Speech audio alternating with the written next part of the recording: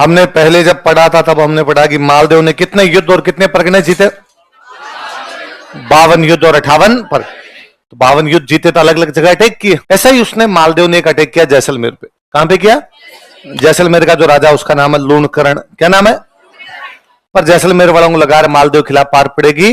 बड़ा राजा था, शक्तिशाली राजा था। तो जैसलमेर वालों ने मालदेव को कहा भाई रुपए ले ले, वापस चला जा, लड़ने की हमारी तो हिम्मत थी। तो मालदेव ने रुपए लिए वापस आ गया। पर फिर जैसलमेर वालों ने सोचा कि यार एक बार जो रुपए लेके चला गया, इस बात की गारंटी थोड़ी है वापस नहीं आएगा। हमने पढ़ा था बहादुर शाह रणथंभौर का किला लेके गया था और अगले साल वापस आ गया था। तो उनको लगा यार परमानेंट इलाज करते हैं कुछ ना कुछ। तो फिर लोगों ने कहा परमानेंट इलाज तो युद्ध है। तो कहा यदि युद्ध करेंगे तब तो मालदेव अपना परमानेंट इलाज कर देगा, वो भी तो कर देगा ना अपना। तो क्या किया जाए? तो इनको लगा गया एक तरीका है, एक तीर से दो शिकार होंगे। अपनी राजकुमारी की शादी मालदेव के साथ कर देते हैं। एक तो मालदेव बड़ा राजा था, राजकुमारी के लिए अच्छा राजा मिल जाएगा अपने को। दूसरा जमाई बन जाएगा तो अटैक करेगा। जैसलमेर की राजकुमारी थी, राजकुमारी का नाम था उमादे। मालदेव को समाचार भेजा कि भाई जैसलमेर की राजकुमारी उमादे की शादी आपसे करना चाहते हैं, क्या आप तैयार? मालदेव ने कहा हो मैं तो तैयार हूं, आज ही। लगन मुहूर्त तय हुए, मालदेव जी यहां से बारात लेके गए अपनी जैसलमेर। बड़ी बारात की, मारवाड़ के राजा की बारात गई। पहले अपने रिवाज हुआ करता था कि जहां बारात रुकती थी ना वहां बारात को देखने के लिए जाया करते थे। उस समय गीत गाते, उस गीत को बोलते जल्ला। क्या बोलते? बारात जहां रुकती है उस जगह को बोलते हैं डेरा। क्या बोलते हैं? राजकीय प्राथमिक विद्यालय। और क्या होता है यार, बारात कहां रुकती है?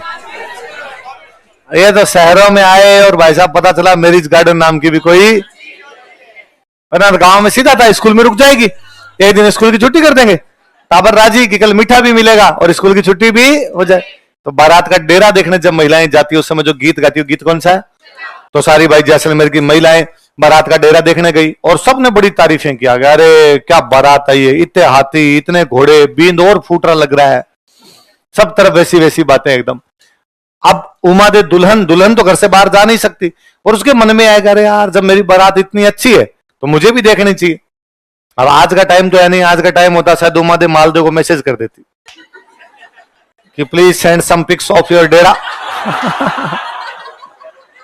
और मालदेव जी सेल्फी लेके कह देते कि ये मैं हूं, ये हमारा डेरा और ये हमारी। पर मालदेव जी उमादे ऐसा तो कर नहीं सकते। तो उमादेव लगा क्या किया जाए? तो उसको लगा किले के ऊपर चढ़ के देखती हूँ, भाई किला सबसे ऊपर, नीचे का सब कुछ दिखेगा, तो किले के ऊपर चढ़ के देखती हूँ तो मुझे बारात भी दिख जाएगी। तो उमादेव जब किले के ऊपर चढ़ रही थी तो सीढ़ियों के पास एक कमरा था, उस कमरे में लड़ने की आवाजें। अरे ये क्या हो रहा? कान लगाए तो उसकी मम्मी और पापा लड़ रहे थे, मतलब लूणकरण अपनी रानी से लड़ रहा है और लूणकरण कह रहा था कि आज मालदेव जैसे ही फेरों के अंदर आएगा मैं मालदेव को मार दूंगा। अरे कैसे कैसे, हम बेटी की शादी करने जा रहे हैं। उसने कहा शादी करने जा रहे हैं, दबाव में आके बेटी देनी पड़ रही, यदि अटैक नहीं करता तो हम इसे शादी भी करते। अभी अटैक में तो मरेगा नहीं, आज अंदर लाएंगे आज मारेंगे इसको। अरे तो बेटी, उनका सती कर देंगे, इसको मारेंगे आज, वैसे ये मरेगा नहीं, आज सबसे अच्छा तरीका है इसको मारने का। और उसने लूणकरण ने अपनी रानी कहा यदि तूने किसी को बता दिया तो पहले तेरे को मारूंगा मैं।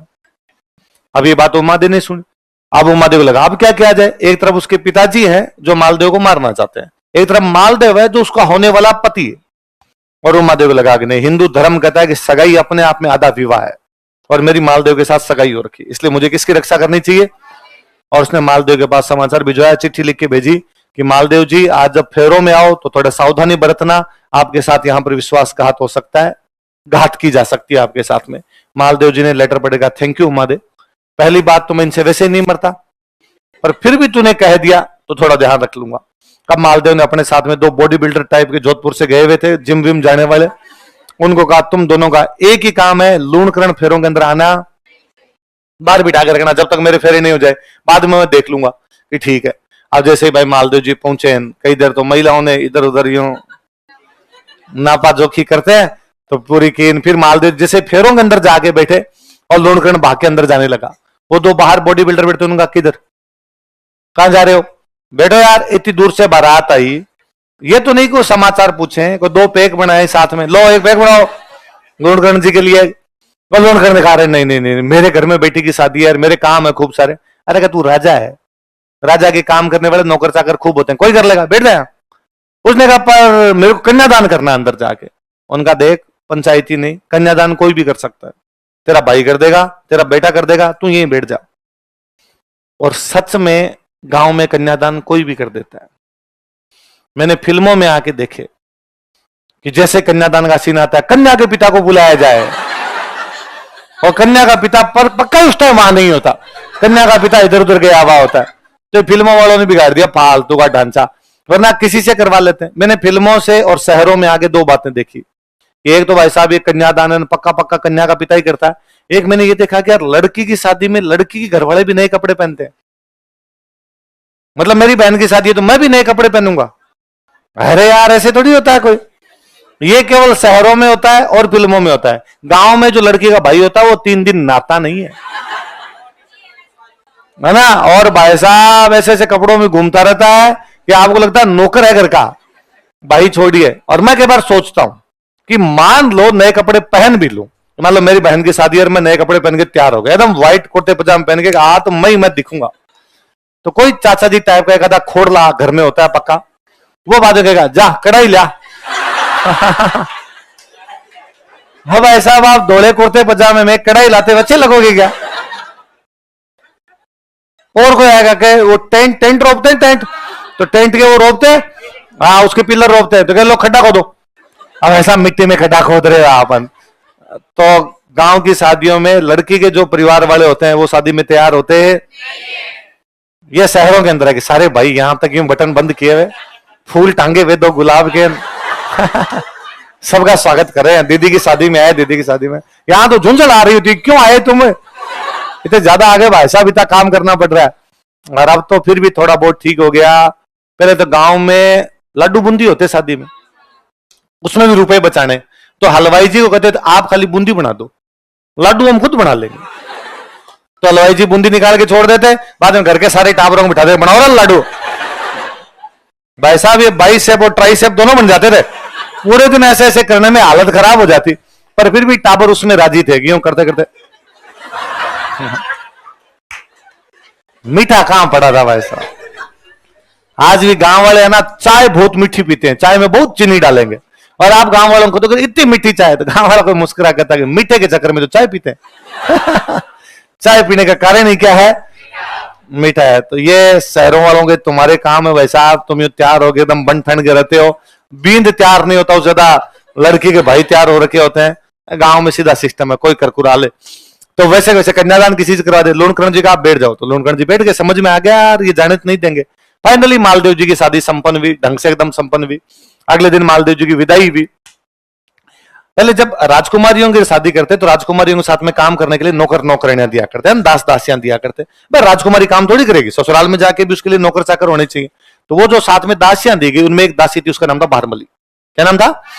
और ये मालदेव सॉरी जो उमादे थी, उमादे को ये फ्रेंड भी थी उमादे की, तो उमादे ने कहा भाई इसको तो पक्का भेजना मेरे साथ। ठीक है। अगले दिन शाम को वहां जोधपुर पहुंचे, मालदेव जी अपने महलों के अंदर आ गए। समाचार भिजवाए उमादे के पास कि भाई मालदेव जी महलों में पधार गए अपने। उमादे श्रृंगार कर रहे थे, दुल्हन थे वो श्रृंगार कर रहे अपने। तो उन्होंने वो भारमली बैठी थी, भारमली का भारमली तू जाके एक बार मालदेव जी कहे कि मुझे मैं श्रृंगार कर रही हूं, मुझे आने में समय लगेगा थोड़ा। मालदेव जी नशे में थे और भारमली फूट रही थी। यह बात पता चली उमादे को, उमादे ने कहा रे मूर्ख आदमी ऐसे कैसे कर सकता है तू, और यदि तुमने ये काम किया है तो आज के बाद तेरा तो मैं चेहरा देखना भी पसंद करूंगी। उमादे ने सच में उसके बाद मालदेव कभी चेहरा ही नहीं देखा। इसलिए उमादे क्या कहलाती है? वो वहां से नाराज होकर चली गई थी, अजमेर वाले तारागढ़ में रही थी लंबे टाइम तक। जब वो तारागढ़ में रहती थी तभी शेरशाह सूरी का अटैक हुआ है गिरी सुमेल वाला। मैंने शायद उस दिन कहानी बताई तो मैंने कहा भी था कि पहले इन लोगों की प्लानिंग ये थी कि अजमेर जाके लड़ेंगे, फिर कुछ लोगों ने कहा नहीं जोधपुर में लड़ते हैं, फिर फाइनली हुआ कि बीच में लड़ते हैं। तो जब बात है ना अजमेर जाके लड़ेंगे, तो उमादे मालदेव के पास समाचार भेजती है कि मालदेव जी मैंने सुना है कि आप अजमेर आके लड़ोगे, तो प्लीज आप मत आना, मैं बैठी हूं यहाँ पे, आप तो सेना भेज दो, मैं लीड कर लूंगी, मैं लड़ाई कर लूंगी। पर फाइनली इनका तय हुआ कि हम अजमेर लड़ेंगे नहीं, हम तो कहां लड़ेंगे? जैतारण। तो अजमेर खाली करेंगे कि अजमेर की सेना को भी कहां बुलाएंगे? जैतारण। तो फिर उमादेव कहा भाई अजमेर खाली करना पड़ेगा। तो उमादेव थोड़े दिन तक जोधपुर के पास में गांव था वहां पे रही थी, और बाद में यहां से ननियाल था केलवा, तो अपने ननियाल चली गई थी। मालदेव की एक दूसरी किसी रानी का एक बेटा हुआ था राम सिंह। क्या नाम था? राम सिंह को गोद लिया था, मतलब मालदेव के बेटे गोद लिया, पर उसकी मां अलग थी, उसको गोद लिया और वहां अपने केलवा रही थी। कहते मालदेव की जब मृत्यु हुई थी तब उमादेव को समाचार भेजा गया कि भाई मालदेव की डेथ हो गई, उमादेव सती होती है वहां पे केलवा के अंदर। उसने कहा भाई मालदेव ने पति होने का धर्म नहीं निभाया, उसने गलत काम किया, लेकिन मैं मेरे पत्नी होने के धर्म से पीछे हटूंगी नहीं।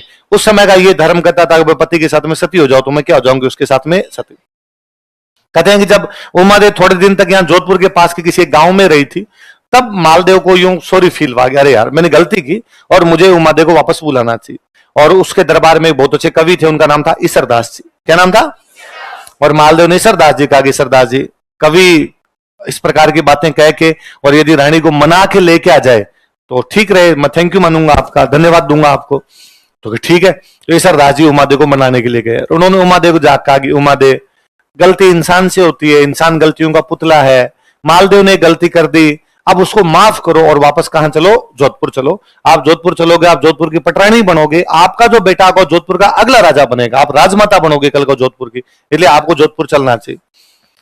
उमादेव ने करना रेमन धागा प्रेम कान मत तोड़ो छिटकाए, टूटे से फिर जुड़े नहीं जुड़े गांठे, ये तो मोह मोह के धागे हैं, क्या करेंगे अब चल के? अब मेरा मालदेव से मन नहीं मिलता, और जब मन नहीं मिलता तो वहां जाने का कोई मतलब है। ईसरदास जी ने वापस समझाया कि जोधपुर के लिए, राज्य के लिए, आपका बेटा अगला राजा बनेगा, इस बात को सोच के वहां पे चल लो। तो उमादेव ने वापस कहा कि ईसरदास जी आज मैं चलूंगी तो लोग हंसेंगे मेरे पे, कि उस दिन तो मुंह फुला के आ गई थी और आज एक बार मनाने के लिए भेजा, आ गई वहां पे।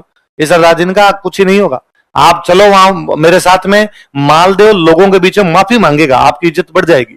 जब मालदेव जैसा बड़ा राजा जो है वो उमादेव से माफी मांग रहा है, पक्का? हाँ ठीक है। तो उमादेव साथ में तैयार हो गए, भाई मैं चलती हूँ, ईसरदास जी के साथ आ रहे हैं। ये बाकी रानियों को पता चला कि कौन आ रही है वापस, बाकी रानियों को पता था उमादेव आ गई तो पटरानी बनेगी, तो अपनी दुकानदारी बंद। और महिलाओं में ईर्ष्या जो होती है वो कूट कूट के भरी होती है ना, उसमें कोई कमी किसी प्रकार की। लड़कियों मानती हो कि नहीं मानती? तुम्हें से होती है? हाँ शाबाश, सच्चाई स्वीकार कर रहे। लड़के सर है वो तो है, उसमें नेचर को बदले नहीं। तो बाकी रानियों ने, एक कवि और थे उनका नाम था आसानंद जी। क्या नाम था? आसानंद जी को जाके, आसानंद जी सुना आपने कुछ, उमादेव वापस आ रही है। उनका कैसे? अरे गए वो तो ईसरदास जी मना के ला रहे हैं, और आप बताओ महिलाओं का स्वाभिमान होता है कि नहीं होता? सब कैसे नहीं होता? तो उमादेव वापस आ जाएगी, फिर किस बात का स्वाभिमान? आसानंद जी ने कहा मैं देखता हूं। आसानंद जी सामने जाके खड़े हुए, जैसे उमादेव नजदीक पहुंचे, आसानंद जी जोर जोर से दोहे बोले, मान रखे तो पीऊ तज, पीऊ रखे तज मान, दो दो गेंद ने बंधु एक एक खंबू ठाण। मान रखे तो पीऊ तज, पीऊ मतलब पति, मान मतलब इज्जत, मान रखे तो मतलब इज्जत रखनी है, तो पीऊ तज मतलब पति को छोड़ दे, पीऊ रखा तज मान, और यदि पति को रखना तो किसको छोड़ दे? इज्जत। मतलब दोनों में से एक मिलेगा, या तो मिलेगा पति या मिलेगी। आज उमादेव की इज्जत है, लोग बातें करते हैं कि साहब उमादेव वो रानी है जिसने मालदेव जैसे बड़े राजा को ठोकर मार दी, उमादेव वो रानी है जिसने मारवाड़ जैसे बड़े राज्य में रहना स्वीकार नहीं किया। उसने कहा नहीं, यदि पति गलती करता है तो मैं उसके साथ में रहूंगी। आज आपकी इज्जत है, कल आप आ जाओगे तो आपको मालदेव जैसा बड़ा राजा मिलेगा, आपको मारवाड़ जैसा बड़ा राज्य मिलेगा, लेकिन ये इज्जत मिलेगी दो दो गेंद न बंधु। गेंद मतलब होता हाथी, गेंद मतलब दो दो गेंद न बंधु, दो हाथियों को नहीं बांध सकते, एक एक खंबू उठान, एक ही जगह पे दो हाथियों को बांध के, वैसे इज्जत और पति दोनों एक साथ मिलेंगे। उमादेव ने कहा नहीं, अपने को चाहिए फुल इज्जत, और उमादेव वहां से वापस चले गए। उसके बाद उमादेव कभी भी लौट के, मतलब मालदेव ने एक बार प्रयास किया था, किसको भेजा था बुलाने के लिए, किसके कहने वापस चले गए थे?